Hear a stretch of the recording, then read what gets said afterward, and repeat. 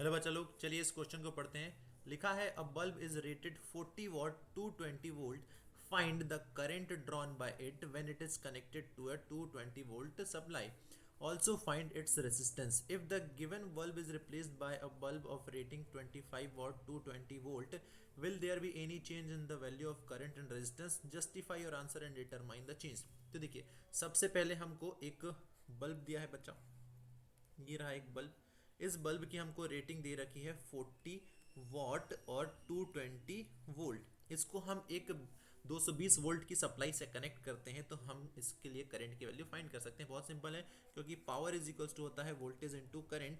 यहाँ पर पावर है 40 वॉट, वोल्टेज है 220 और करंट आई हमको फाइंड करना है। तो आई की वैल्यू हमको मिल जाएगी 40 डिवाइडेड बाई 220। यहाँ से एक जीरो कैंसिल हो गया और आई की जो वैल्यू आ गई वो आ गई बच्चा 4/22 एम्पियर।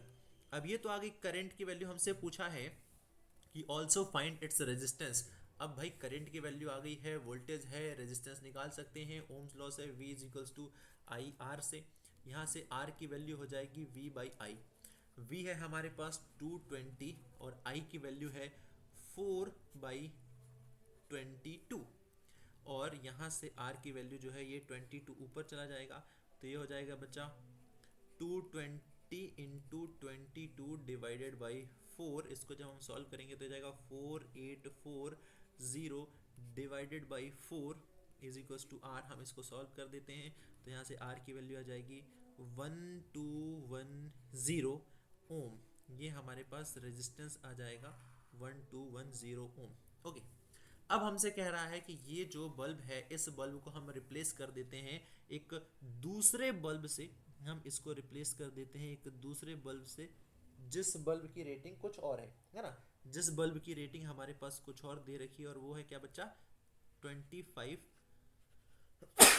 What 220 volt.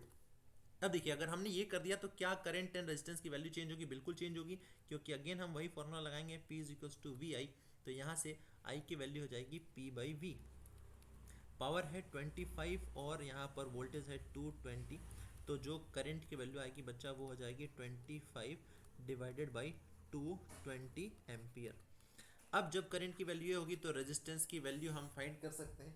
करंट की वैल्यू जब ये होगी बच्चा तो रेजिस्टेंस हम निकाल सकते हैं कैसे, V is equals to I R से।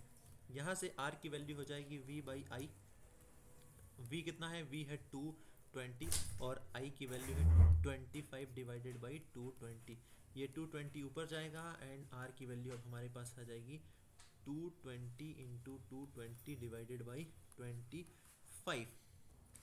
और ये हो जाएगा बच्चा 48400 डिवाइडेड बाई 25 ओम। तो जब हम बल्ब को चेंज करेंगे जिसकी रेटिंग अलग है तो उसके लिए करंट की वैल्यू भी चेंज हो जाएगी। पहले आई ये था I1 और R1, अब देख सकते हैं हम R I2 और R2 की वैल्यू चेंज हो गई है। आई होप आपको समझ में आ गया होगा।